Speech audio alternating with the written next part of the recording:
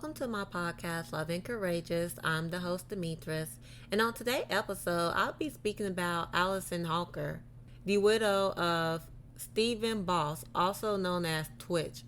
Allison Holker wrote a book. It's called This Far, My Story of Love, Loss, and Embracing the Light.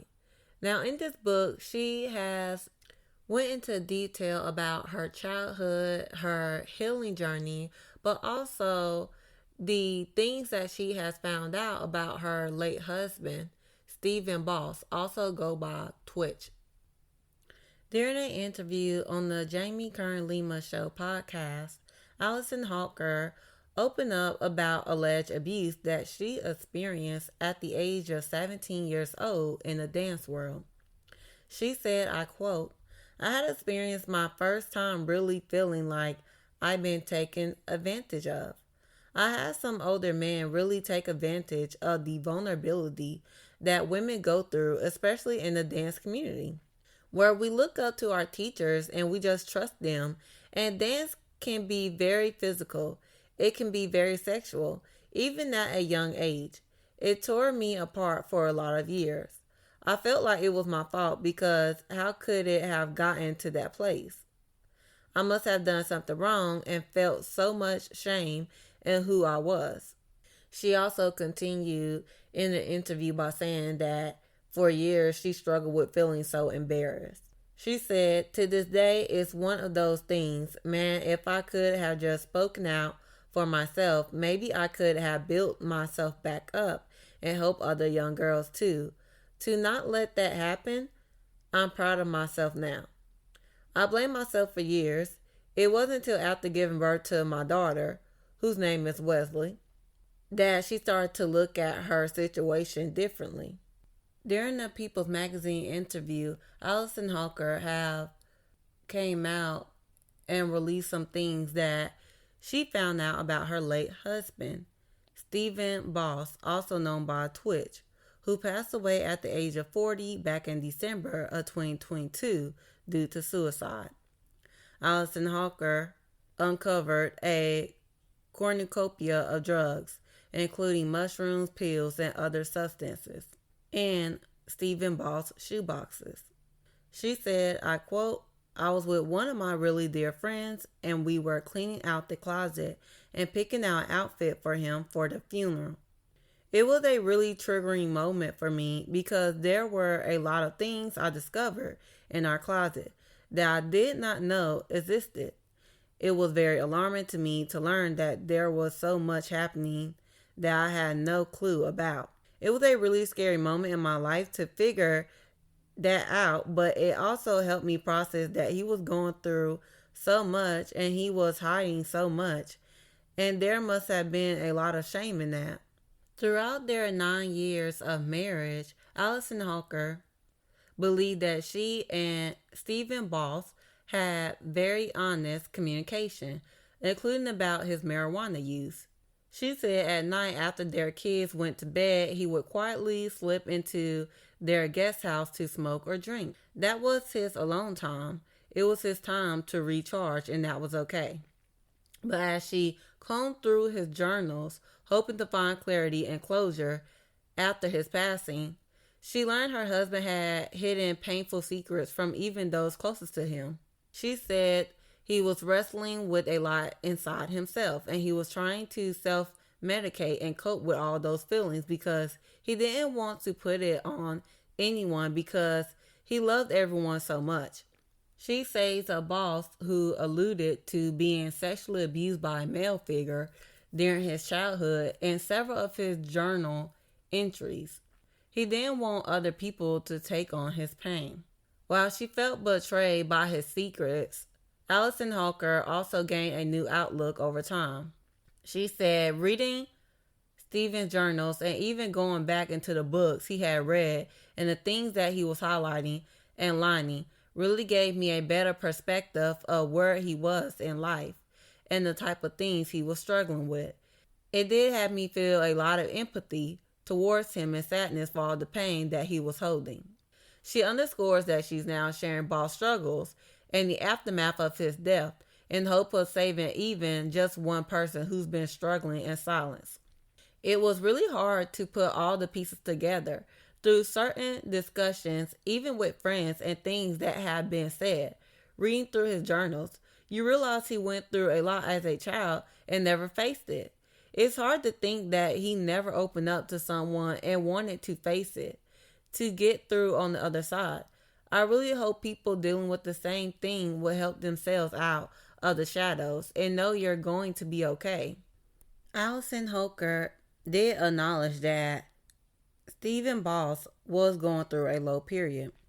While Boss, who was acting withdrawn, showering less frequently, and smoking morning and night, he was very careful about his wording.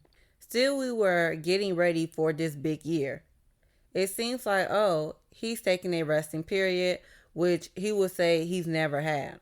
Allison Holker believes Stephen Boss was deeply struggling with chasm between the extroverted Twitch, his beloved public persona, and the introverted Stephen, a man who yearned to be the perfect husband and dad to their 3 kids, Wesley, who's the age of 16, Maddox, age 8, and Zaya, age 5. She said, when I would think about my husband at the time, I would think, oh, I love that Twitch is such a great performer.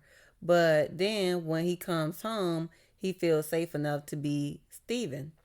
I was with him for so long, and that's how he's been the entire relationship. I was like, it's a beautiful thing that he can be both.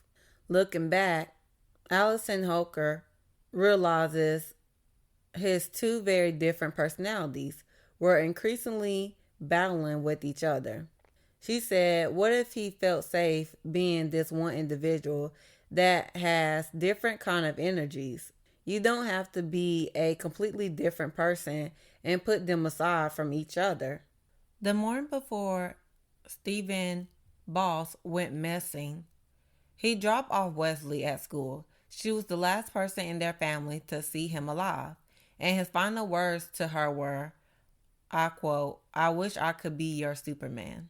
Allison Holker said, I quote, having someone say last words to you that you didn't really process at the time as being anything wrong, that's really hard, especially as a teenager. She handled it with far more grace than she should have to. We took the steps to really help her and communicate with her and make her feel seen and heard. I think she also sees those words as something beautiful and also ugly. It's a battle that she's going to always have with herself, but I know she can see it from both sides. I've been so fortunate to have resources that have helped me, that I've now teamed up with. She says of working with organizations like the National Alliance of Mental Illness and Maple Counseling. I've learned there's so many other resources that a lot of people don't know about. I've had so many people reach out to me needing to talk, and if I've learned anything, I learned that mental health can impact anyone at any time of their life. It's important just to be an open vessel to them when they're going through it. Listen and allow them the space to be who they are at that moment and not make them feel like it's wrong. People that have a lot of light, they still have gone through a lot of dark. And that's okay because you can't have one without the other. Now, with all this information that Allison Holker has given to the public, Stephen Boss, also known as Twitch, family was very upset with her.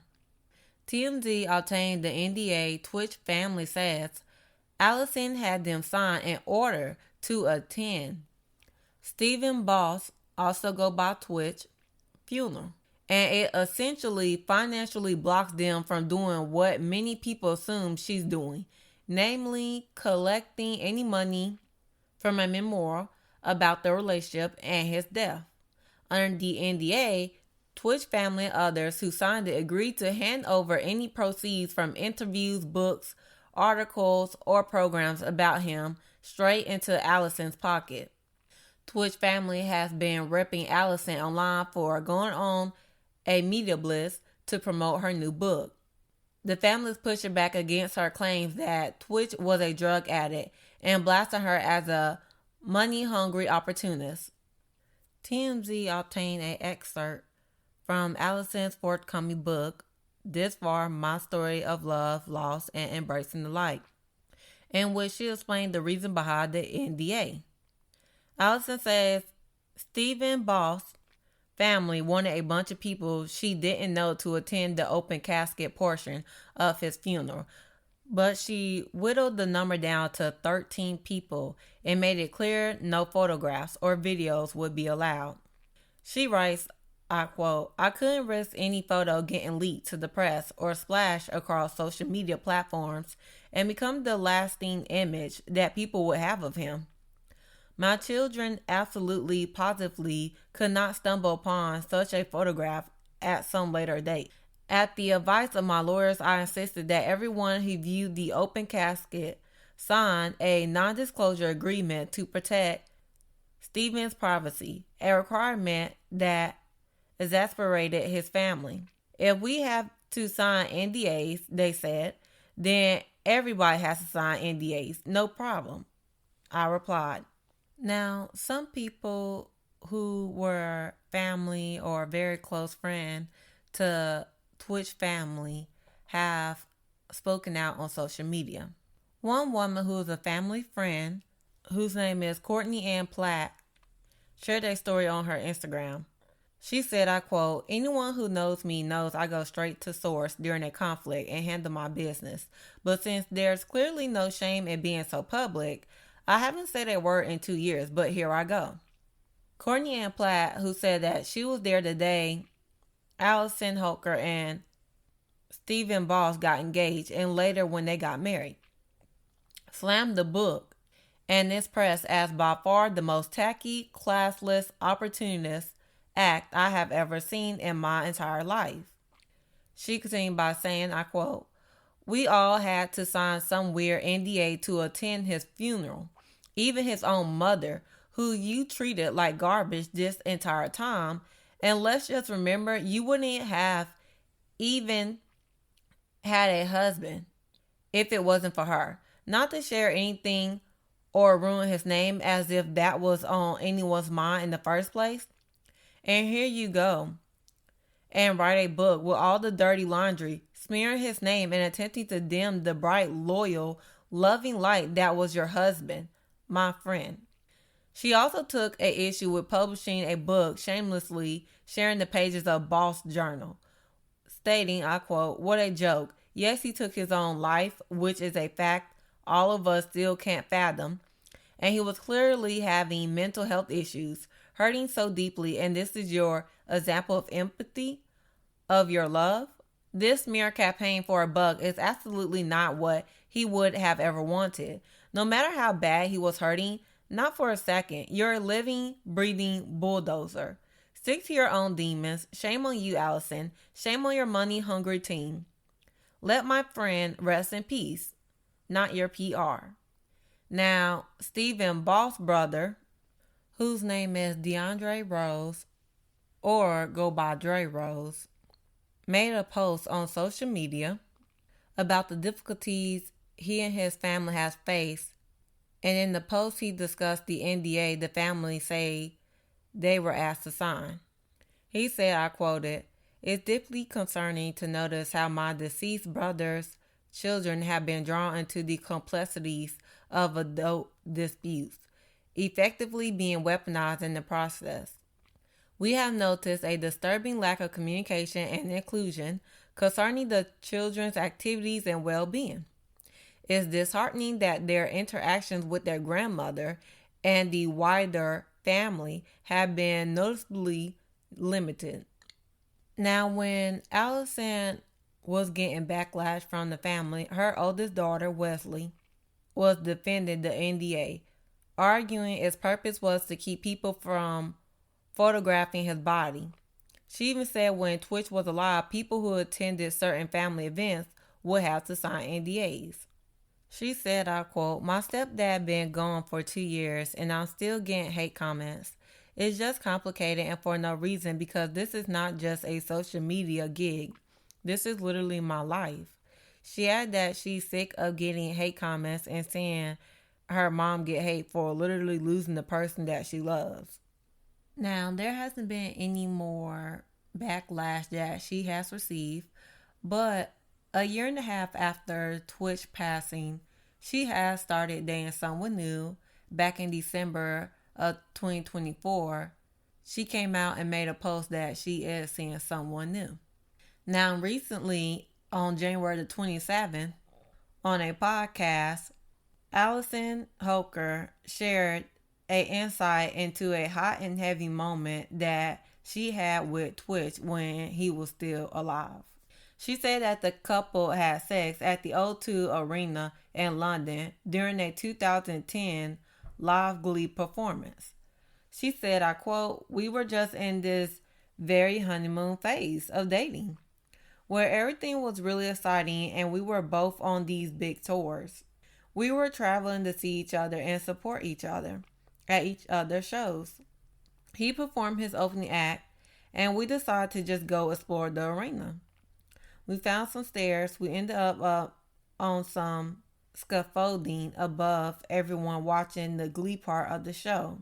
We were literally looking at the performers from Glee and we just started making out. She also noted that none of the fans below could see them from their location. We started doing the deed. Then all of a sudden, security was flashing their light. It's like, who's up there? We just froze and security couldn't see us for whatever reason. They left and we just ran out of there." She also admitted that the experience was probably the most wild thing she and Steven have ever done. She wouldn't recommend it to anyone. She said, "I'm thankful that we did not get caught because I definitely think that would have been a very, very bad look. I wouldn't suggest it for anyone else, but it was just a very in the moment." Now, that is all the information that I do have on this topic. But I just want to say, me personally, I do think she is out of line for saying that he was sexually abused during his childhood. One, everybody don't want people to know what they go through when they're younger. So for her to speak on that, one, he's not here to defend himself. She was out of line for that. Like, I personally would not ever do that. If I was to ever get married, even if I was just in a relationship and my partner took his own life, I would not ever disclose that. Like, that's just wrong. You don't do stuff like that. And also, whatever was in his journal, I feel like clearly that was something that he just did not want people to know. But to me, I think it's a little sad when you going through something and you can't even feel comfortable going to your spouse. Like, she was his wife. That's sad how you don't even feel comfortable going to your own wife, like, and talking about certain things. So I'm like, in my opinion, I'm thinking like, was she a little helpful or whatever? Did he feel like he could trust her in any kind of way to tell her these things? Because I just feel like, I don't know, like, if I'm your wife, I feel like you should come to me for anything. Like, why put in a journal? But also, I do feel like she moved on pretty dang on fast, because when she started dating, he was only deceased for a year and a half. That's not even long enough for me, in my opinion, for you to just move on like that. But also, like, she literally just recently just stood there and said that they had sex back in 2010 in London. Girl, you was in a relationship. Why are you talking about having sex with your late husband? I just find that weird. Like, if you're gonna be in a relationship and you gonna act like you moved on, like you ready to date, because she was the one that said that she was ready to date. Okay, so why are you speaking about the sexual intercourse that you had with your late husband? Like, that's just weird to me. You in a relationship with somebody else. If you act like you moved on, okay, then move on. But don't stand there and speak like that of your late husband. There are just, like, barriers to me. Like, there's just certain things you just don't do, and that's one of them. I just feel like either you gonna be single and you gonna heal, unless you really truly don't freaking care about the fact that your husband took his own life. Because a year and a half, that's not long enough to literally say, oh, I moved on, like I'm done. Because she wrote a book and it's coming out on February the 4th, just in case anybody want to purchase it. Now, if you want to speak about him, okay, well, you shouldn't have gotten another relationship. And that's just how I personally feel about it. Do not get in a whole lot of relationship with somebody else and you over here reminiscing about the sex you had with your late husband. Like, that's just, no, that's like me personally. At this point, I feel like she kind of using his name to stay relevant. And I don't like that. Like, girl, why would you say something like that? Absolutely not. No, I just do not agree with that crap. Like, girl, be quiet. But also, I do feel like it is like wrong of her to have the family sign the NDA, and she out here writing the dang on book. I do feel like that's wrong as well. But the fact that she said that she didn't want, any photographers there, which I'm confused on. Why would anybody want like to take a picture of someone who's deceased? Like, it just don't make sense to me. I mean, I think that's a little weird for anybody that thinks about doing something like that. But yeah, I feel like honestly, like, she could have wrote a book about like, just her, but she didn't have to go into depth about his sexual abuse or nothing like that. That's just wrong. But also, the fact that they were married for 9 years and she didn't know nothing about his drug abuse. Now, me personally, I don't know if I truly believe that, because you gotta think, when people are addicts, sweetheart, they are addicts. It's not that easy to cover up. It's just not. Like, I feel like if he was really on drugs, which if it's a lie, she told it. But if he was, I mean, you had to see him, like, high something. I mean, it just, there are always some signs. So the fact that she said that they was married for 9 years and she didn't know that, I'm trying to figure out where the heck are you at? Cause I'm for real. Like, when people are addicts, they can't cover it that well. I'm telling you. So that is all for the topic today. And it is Black History Month. So happy Black History Month, everybody. And now I'm going to get into the Black History fact for today. So the Black History fact for today will be about Bantu knots. Bantu knots is a traditional African hairstyle. Bantu knots goes back to the Zulu kingdom in Africa. Bantu is a term used to describe the 300 to 600 ethnic groups in southern Africa that spoke the Bantu language. The Bantu speakers have achieved many incredible cultural developments and have built beautiful fortresses that still stand today, such as the Zimbabwe ruins. The remains bustling city located in Zimbabwe near Lake Mururoqui and the town of Masvingo. When the Dutch colonized southern Africa, they used the word Bantu as a derogatory term to marginalize southern Africans. Eventually, South Africans reclaimed the Zulu word Bantu, which translates to people. In many African regions, hair is considered powerful and is believed to have unique spiritual energy due to its proximity to the heavens. So that is all for today. And for my next episode, I'll be speaking about the companies that roll back DEI. Thank you everyone for listening to my podcast, and I hope everybody have a lovely day.